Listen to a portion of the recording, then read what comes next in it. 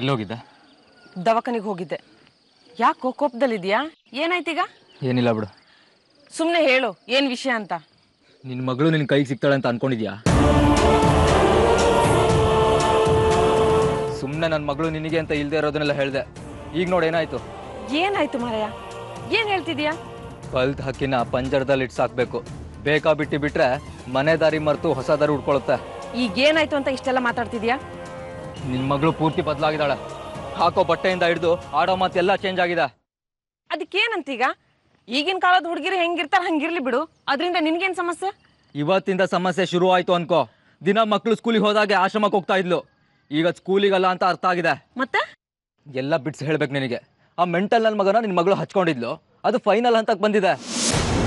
ಈಗ ಕ್ಲೈಮ್ಯಾಕ್ಸ್ ಇರೋದು ಅಷ್ಟೇ ಬಾಕಿ. ಈಗ ಖುಷಿನಾ? ಪಡ್ಕೊಂಡೆ ನಿನ್ನ ಮಗಳನ್ನ ಹದ್ಬಸ್ತಲ್ಲಿಡು ಅಂತ. ಈಗೇನು ಮಾಡ್ತೀಯಾ? ಯಾರ ಹತ್ರ ಹೇಳ್ತೀಯಾ? ಹಾಸ್ಪಿಟಲ್ ಇದ್ದಾರೆ ನಿನ್ನ ಗಂಡ. ಇನ್ನು ದೇಸಾಯಿಗಳು ಹತ್ತು ಕರೆದು ಕರಳು ದಾನ ಮಾಡಿ ಅಂದರೆ ಹಿಂದೆ ಮುಂದೆ ನೋಡಲ್ಲ ಅಂತ ಮನುಷ್ಯ. ಅವರು ನಿನ್ನ ಮಗಳು ಹತ್ತು ಕರೆದು ಕಣ್ಣೀರು ಹಾಕಿ ಆ ಹುಡುಗನ ನಾನೇ ಮದುವೆ ಆಗ್ತೀನಿ ಅಂದರೆ ಒಬ್ಬದೇ ಇರ್ತಾರ, ವಾಲ್ಗ ಊದ್ಸೇ ಬಿಡ್ತಾರೆ. ಈಗೇನು ಮಾಡೋದು? ಹೇಗೂ ಹುಡುಗ ಚೆನ್ನಾಗಿದ್ದಾನೆ, ನೀಟಾಗಿ ಡ್ರೆಸ್ ಮಾಡಿದ್ರೆ ಹೀರೋ ಕಾಣಿಸ್ತಾನೆ. ಅಳಿಯನ್ ಮಾಡ್ಕೊಂಬಿಡು. ಮುಚ್ಚೋ ಬಾಯಿ, ಏನೇನೋ ಮಾತಾಡಬೇಡ.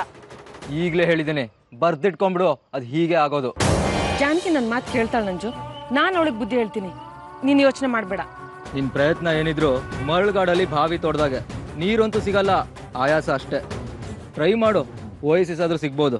ನಾನಂತೂ ಆಸೆ ಬಿಟ್ಬಿಟ್ಟಿದ್ದೀನಿ. ಇನ್ನೊಂದು ಮಾತು, ರಾಧಿಕನ್ ದತ್ತು ತಗೊಳ್ಳೋ ವಿಚಾರ ಮರ್ತಿದ್ದಾರೆ ಅನ್ಕೊಂಡಿದ್ದೆ. ಅದು ಇನ್ನೂ ಜೀವಂತವಾಗೇ ಇದೆ. ನಿನ್ನ ಗಂಡ ಹಾಸ್ಪಿಟಲ್ ಇದ್ದಾರೆ ಅನ್ನೋ ಒಂದೇ ಕಾರಣಕ್ಕೆ ಕಾರ್ಯ ನಡೀತಾ ಇಲ್ಲ. ಇಲ್ಲ ಅಂದಿದ್ರೆ ಇಷ್ಟೊತ್ತಿಗಾಗಲೇ ಮನೆ ಮಗಳಾಗಿ ನಗ್ನಗ್ತಾ ಓಡಾಡ್ತಿದ್ಲು ಆ ರಾಧಿಕಾ. ಯೋಚನೆ ಮಾಡು, ಎರಡೆರಡು ಕಡೆ ನಮಗೆ ಹೊಡ್ತಾ ಬೀಳ್ತಿದೆ. ಹಿಂಗಾದ್ರೆ ನಮ್ಮ ಕತೆ ಏನು?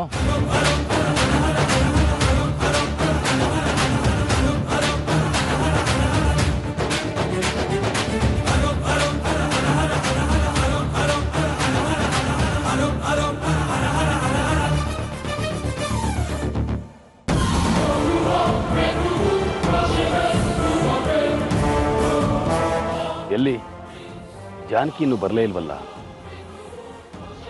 ನೀನು ಬದಲಾಗಿದೀಯಾ. ಇನ್ನು ಮುಂದೆ ಕೃಷ್ಣನ ಕೂಡ ಶೈಲಿ ಕೂಡ ಬದಲಾಗುತ್ತೆ. ಇಷ್ಟು ದಿನ ವಿಶುನ ರೋಗಿಯಾಗಿ ನೋಡ್ತಾ ಇದ್ದೆ, ಈಗ ಅವನು ಪ್ರೇಮಿಯಾಗಿ ಬಂದಿದ್ದಾನೆ.